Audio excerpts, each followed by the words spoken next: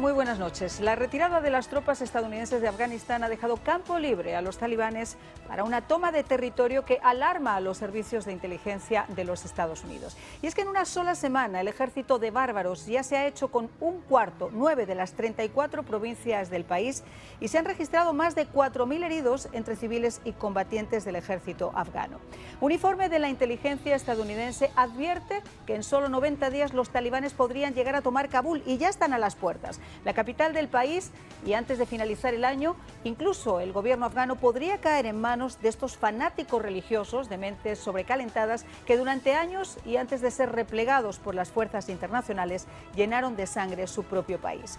Y es que cuando los conflictos tienen una base ideológica religiosa es difícil buscarles una solución permanente. No hay pactos de caballeros, y menos con esta partida de ignorantes adoctrinados en el odio, cuyo mayor terror resultó ser una niña de 14 años cargada de libros, Malala Yousafzai, a quien dispararon a muerte, o capaces de dinamitar ante los ojos atónitos del mundo las famosas estatuas del Buda de Bamiyan.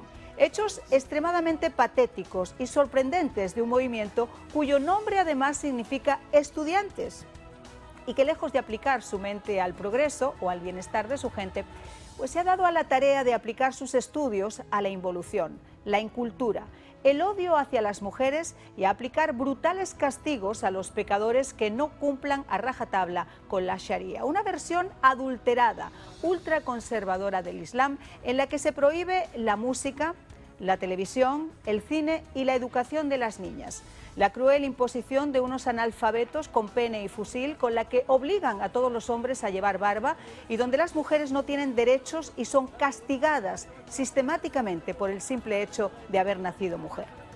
Las que un día fueron profesionales y podían disfrutar del viento en sus rostros, hoy solo pueden asomarse al mundo a través de las rendijas de un burka, su prisión de tela que les impide la visión lateral y solo les permite 1 metro de visión frontal, y con el que solo pueden salir a las calles si son acompañadas de un varón, de un hijo, para regresar de inmediato a sus otras prisiones, una vez llamadas hogares, donde son tratadas como sirvientas, objetos sexuales, porque las mujeres en Afganistán solo son tristes fantasmas que arrastran en silencio sus cadenas hasta que la enfermedad se las lleva o son condenadas a terribles muertes. Tienen prohibido leer, ir a la escuela, hablar cuando no se les pregunta. Si se enferman o dan a luz, sobreviven ayudándose unas a otras, porque esa maldita Sharia castiga con la muerte a que un médico varón las toque por considerarlas impuras, y prohíbe que las mujeres estudien o ejerzan su profesión como doctores, porque incumplirlo significa ser enterrada hasta el cuello y morir a pedradas, salvajemente mutilada, quemada viva, o las más afortunadas, pues con un tiro en la cabeza. Es difícil pensar que en pleno siglo XXI y fuera de un guión cinematográfico en algún lugar del planeta la gente tenga que vivir sometida a un salvajismo arcaico como este. Sin embargo, tristemente existe, y durante 20 años de guerra no ha sido solo una amenaza mayúscula para cualquier gobierno afgano o vecinos, sino para Estados Unidos y el mundo. Una pesadilla invencible en la que este país ha gastado más de $1 billón.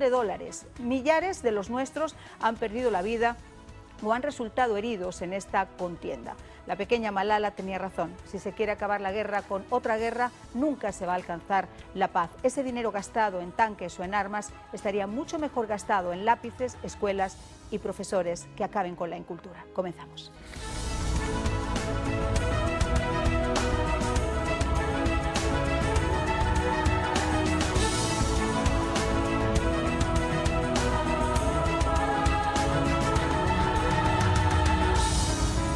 Sin más dilación, quisiera presentarles a mis invitados: Joseph Hage, experto en Medio Oriente, y también a nuestro querido Octavio Pérez, teniente coronel retirado de las Fuerzas Armadas de los Estados Unidos. Gracias a los dos por estar con nosotros. Fíjense ustedes que hay una frase que dicen que cuando el fanatismo engangrena el cerebro, pues la enfermedad es casi incurable. Y yo creo que eso básicamente es lo que está pasando. Ya estamos en esta etapa de esta enfermedad. De hecho, nosotros los analistas vemos a Sharia como una doctrina incurable y extrema. Entonces los talibanes han llevado al Sharia a un punto que ni siquiera es islámica, de hecho. Todas estas leyes que implementan y reglas, ellos no tienen nada que ver con el Islam. Claro, porque tú lees el Corán y no tiene nada que ver con lo que... nada con eso. Y lamentablemente, por orden de víctimas de un gobierno talibano serían primero las niñas, antes de las mujeres, y después las mujeres, y después las niñas, y después las mujeres son las únicas que van a, digo, únicas, pero la mayoría del costo de aguantar a un gobierno talibano van a ser las mujeres o el sexo femenino pagando el último precio. Porque el hombre siempre puede buscar refugio en dejar su barba y en jurarle a lealtad al talibán, pero la mujer no tiene esta opción tampoco, aunque jure la lealtad. Y como acaba de decir, la educación es la clave a cambiar todo eso, pero los que estaban ahí, que sean los afganos o que sean los americanos o los europeos, fallaron en este aspecto, no han llegado a enseñar o llegar el mensaje, entregar un mensaje a la población en las provincias de Afganistán, a donde tenía el control absoluto el talibán. La única estación de radio que escuchaba a la gente era en Pashtú, el portavoz del talibán, día y noche. Entonces no tienen otra opción para decir, no, esta es mejor que la otra. No, nada. Eso es lo que tenían. Ahora, yo quisiera que nos pusieran nuestros compañeros en control un mapita que hemos preparado para que ustedes vean el avance que ha tenido en una semana el talibán. O sea, están súper cerca en este momento de la ciudad de Kabul. Esas son las ciudades que ya han tomado y están muy cerca de tomar la ciudad de Kabul. Esas son las capitales provinciales que están en estos momentos en manos de los talibanes. Ahora, Octavio, yo quisiera preguntarte algo. Estamos hablando de billones de dólares, trillones de dólares en este gasto para entrenar a estas fuerzas militares. Y en el primer minuto de la batalla, y lo comentábamos en la radio, lo primero que han hecho ha sido abandonar las armas y salir huyendo, con lo cual han dejado nuevamente las ciudades totalmente desprotegidas. Solamente algunos grupos de élite, los señores de la guerra, son los que están poniendo un poco de fuerza. ¿Para qué ha servido entonces 20 años en Afganistán? Bueno, primero, Marian, como estábamos hablando, la perspectiva es relativa al día en que estamos. Digamos, si tú analizas diciembre del 2001, donde menos de 4.200 soldados norteamericanos, fuerzas especiales y la Alianza del Norte logran sacar el talibán, fue un éxito rotundo.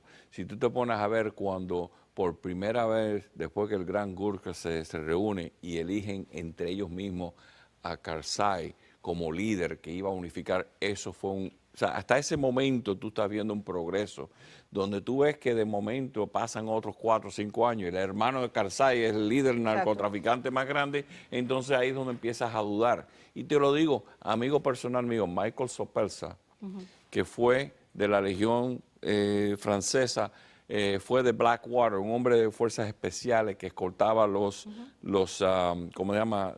Todos los ¿carros blindados? Carros blindados como contratista. O sea, aquí no hay ganancia.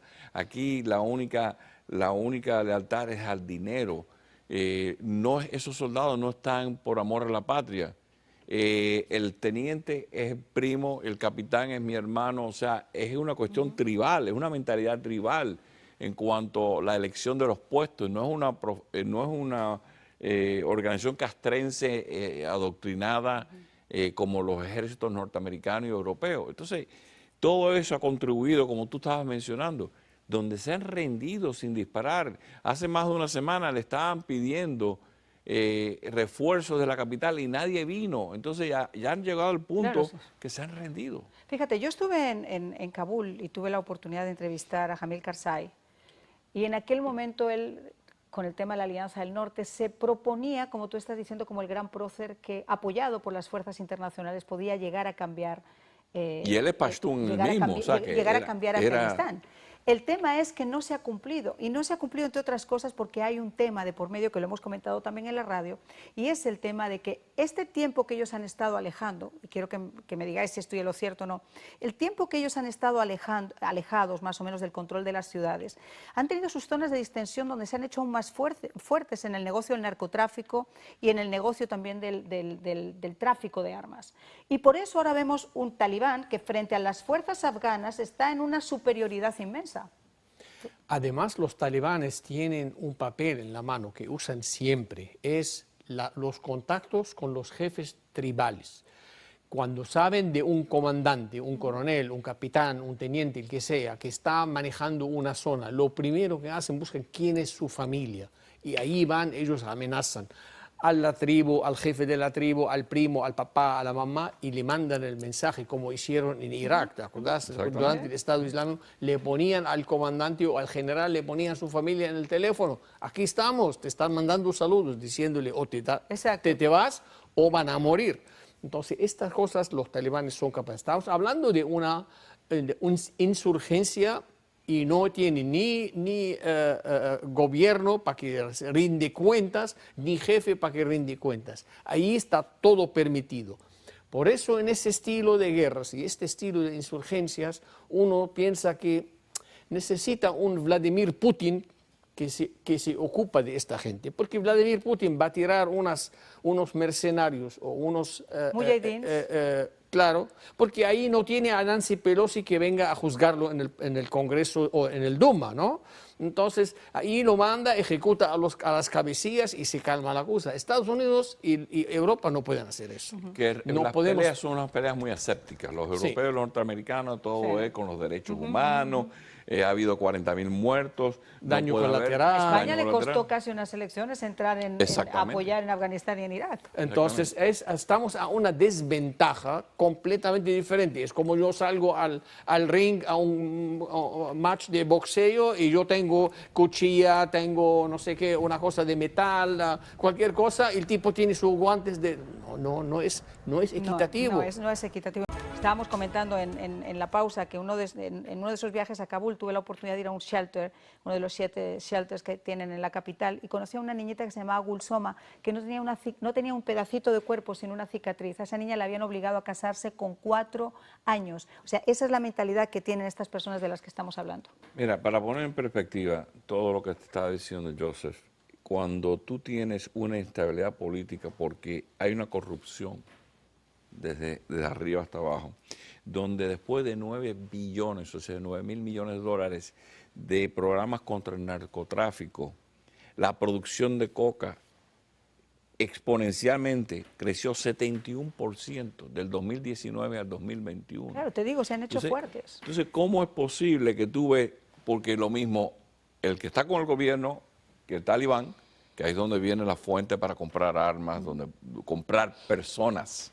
que eso es parte de todo esto, ya el pueblo no sabe a quién seguir. Ya el pueblo está en ese medio donde no hay forma.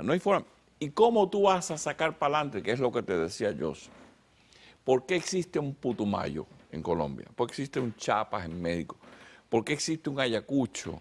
Porque el gobierno central se olvida de las provincias y no llega.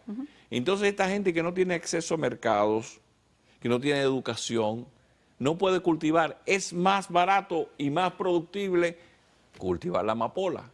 Entonces están destinados a ser víctimas del cultivo, porque es la única cosa que va a poner pan sobre la mesa. Y victimarios porque esa es la grave amenaza que tiene Estados Unidos y el resto del mundo, y es precisamente que se siga convirtiendo en uno de los grandes lugares donde el opio y donde la heroína se siga después exportando a otros lugares de Europa y también a Estados Unidos. Ahora, yo soy medio bruta. He estado en Kabul 2 veces. He tenido la oportunidad de entrevistar al señor Karzai, al presidente, regresé después cuando ya Estados Unidos, el señor Bush y la señora Laura Bush fueron para allá, y yo sigo haciéndome la misma pregunta. Y es, entiendo que después de Osama Bin Laden había una obligación, cierta obligación para entrar en Afganistán, pero 20 años, ¿qué hicieron las tropas allá? O sea, ¿qué esperaban que iba a cambiar en Afganistán cuando estuvieron 20 años allá? ¿Esperaban que no hubiera luchas entre etnias? ¿Esperaban que el talibán no regresara? Porque hubo un acuerdo, pero no era un acuerdo de caballeros. Entonces, después de 20 años volvemos a lo mismo. ¿Qué esperaban y por qué no se hizo? ¿Por qué apostaron a eso y no apostaron a la cultura, a cambiar esa mentalidad del pueblo? Esto hay que revisarlo porque la verdad todo este esfuerzo militar y no poder... Y las muertes, no nos olvidemos. Las muertes, claro, las vidas que costó de americanos, de soldados y de contratistas y todo, y profesores que fueron a enseñar allá. Tenía que haber el mismo quizá gasto militar paralelo o un gasto de cultura, de enseñanza, y no en las ciudades. Esto las ciudades les puede alcanzar solos con el internet aprender algo. Pero las provincias, como cualquier otro país que acaba de mencionar Octavio, de que se ignoran tanto que se apodera al talibán. Y ahora va a pasar lo mismo a nivel más grande, a nivel de países. Se apodera al talibán y ¿quién se va a apoderar de Afganistán? La China y Irán. Aquí en Miami hay un individuo que trabajó con la policía que fue ya a instruir cívica, a instruir cómo organizar concilios, cómo activar ciudades. Se gastó ese dinero, pero cuando se iba, igual que íbamos a hacer una enfermería en un pueblo, llegaban los talibanes, lo quemaban y se acababa. Entonces, como no hay esa perseverancia, tú sabes lo que es yo llegar a tu casa y decirte, a Marián, así se hace un arroz con pollo cubano. Y en el momento que yo me iba, tú dices, no, la paella valenciana es lo mejor. Por supuesto. ¿Qué tú haces ante esa mentalidad? Y cuando tienes un individuo que va a ir a quemar y romper toda infraestructura hidroeléctrica que se le hizo para que tuviera mejores cultivos, todo eso se fue en vano. Pero como te digo, el análisis hay que hacerlo contemporáneo al momento histórico. Los primeros 3 años, los primeros 5 años. Claro, pero yo te digo, la primera avanzada estuvo bien. O sea, logramos apartar a los talibanes, logramos darle poder a la Alianza del Norte, logramos dominar ciertamente la Alianza del Norte. Todo eso está más o menos bien. Pero 20 años, ¿cuál era el objetivo? Uno tiene que pensar en 20 años cuál era el objetivo, sujetar una situación que sabemos que en cuanto salieran iba a pasar esto, porque el tema es como yo empezaba. Esto es fanatismo religioso. No es una guerra donde yo quiero que me des este trocito de la frontera y yo me quedo con este. Estamos hablando de imponer, guerra de ideas, de imponer una ideología y una doctrina, con lo cual es difícil combatir. ¿Qué administración norteamericana o europea va a ponerse a hacer lo que se llama nation building? ¿Quién en este momento histórico quiere, con toda la recesión mundial? Si no lo hacen aquí en América Latina, se van a ir a hacerlo a Afganistán, no seamos tampoco necios. Entonces, por eso es que tú tienes 2 administraciones. Mira, aquí está el acuerdo que logró el Donald Trump con ellos en febrero 29 del año 2020. Y claramente te dice en los 3 puntos, esto es entre los Estados Unidos y el supuesto Estado talibán que no reconocemos, between the Islamic Emirate of Afghanistan, which is not recognized by the United States. Ni por Estados Unidos ni por la comunidad internacional. Todo lo que se habla aquí es, después que tú no adiestres personal que nos venga a atacar, auspicios, organizaciones, te voy a dejar que tú hagas lo que tú quieras. Ustedes, los afganos, tienen que decidir el problema.